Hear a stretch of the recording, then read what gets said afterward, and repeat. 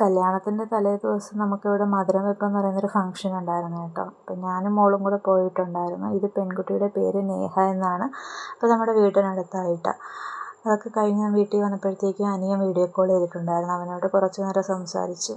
എല്ലാ ദിവസവും വിളിക്കത്തില്ല, വിളിക്കുന്ന ദിവസങ്ങളിൽ കുറച്ച് നേരം സംസാരിക്കും. ഇപ്പോൾ രാവിലെ എഴുന്നേറ്റപ്പോൾ തന്നെ കാണുന്ന കാഴ്ച ഇവിടെ ഒരാൾ ടോയ്സ് എല്ലാം വാരിയിട്ടിരുന്ന് കളിക്കുന്നതാണ്.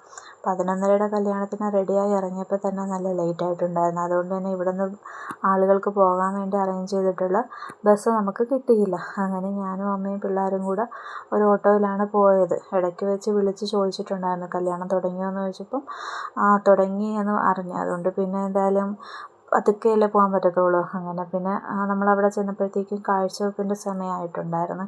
എന്തായാലും ബാക്കി കല്യാണ കുർബാനയും കൂടെ കഴിഞ്ഞ് കല്യാണം കഴിഞ്ഞത് പെണ്ണും ചെറുക്കനും വരും. ചെറുക്കൻ്റെ പേര് ജോബിൻ എന്നാണ്.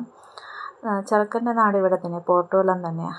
അങ്ങനെ രണ്ടുപേരും വരുന്നതാണ്. അങ്ങനെ ഞാൻ സൈഡിൽ നിന്നൊരു ജസ്റ്റ് ഒരു വീഡിയോ എടുത്തതായത്. ഇങ്ങനെ അവർ ഹോളിലോട്ട് പോയി. അപ്പം ഞാൻ മോളെയും കൊണ്ട് ഇവിടെ അൾത്താരയിൽ ഇങ്ങനെ കിടത്തിയതാണ്. അമ്മ കിടത്തി, ഞാനിങ്ങനെ അവിടെ നിന്ന് പ്രാർത്ഥിച്ച്.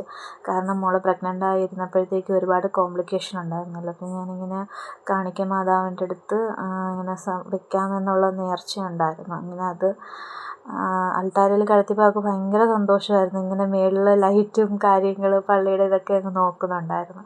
പിന്നെ അത് കഴിഞ്ഞ് നമ്മൾ ഫുഡ് കഴിക്കാനായിട്ട് നല്ല ചിക്കൻ ബിരിയാണി ആയിരുന്നു.